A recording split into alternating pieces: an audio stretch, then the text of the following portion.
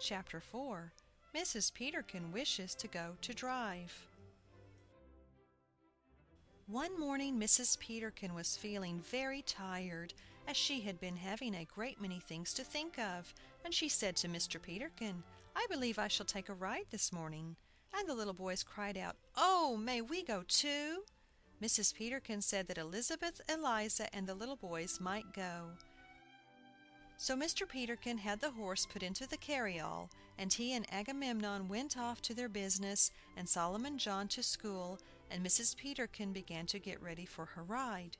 She had some currants she wanted to carry to old Mrs. Twomley, and some gooseberries for somebody else, and Elizabeth Eliza wanted to pick some flowers to take to the minister's wife, so it took them a long time to prepare. The little boys went out to pick the currants and the gooseberries, and Elizabeth Eliza went out for her flowers, and Mrs. Peterkin put on her cape bonnet, and in time they were all ready. The little boys were in their india rubber boots, and they got into the carriage.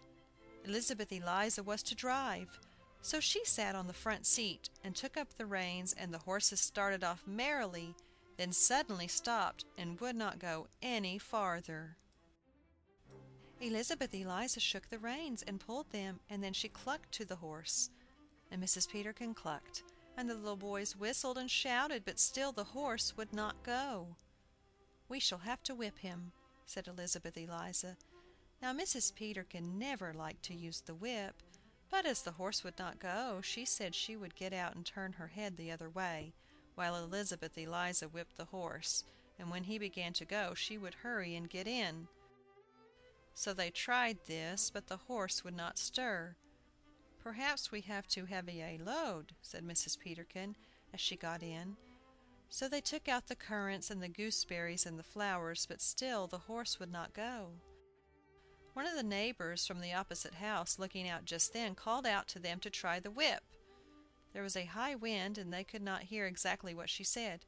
"I have tried the whip," said Elizabeth Eliza. "She said whips, such as you eat," said one of the little boys. "We might make those," said Mrs. Peterkin, thoughtfully. "We have got plenty of cream," said Elizabeth Eliza. "Yes, let us have some whips," cried the little boys, getting out.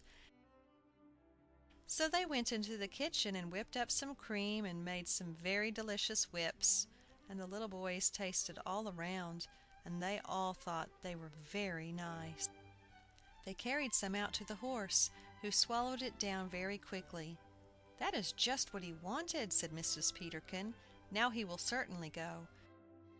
So they all got into the carriage again, and put in the currants and the gooseberries and the flowers, and Elizabeth Eliza shook the reins, and they all clucked, but still the horse would not go. "We must either give up our ride," said Mrs. Peterkin, mournfully, "or else send over to the lady from Philadelphia, and see what she will say." The little boys jumped out as quickly as they could. They were eager to go and ask the lady from Philadelphia. Elizabeth Eliza went with them, while her mother took the reins. They found that the lady from Philadelphia was very ill that day, and was in her bed. But when she was told what the trouble was, she very kindly said they might draw up the curtain from the window at the foot of the bed, and open the blinds, and she would see. Then she asked for her opera glass, and looked through it, across the way up the street, to Mrs. Peterkin's door. After she had looked through the glass, she laid it down, leaned her head back against the pillow, for she was very tired, and then she said, "Why don't you unchain the horse from the horse-post?" Elizabeth Eliza and the little boys looked at one another, and then hurried back to the house and told their mother. The horse was untied, and they all went to ride.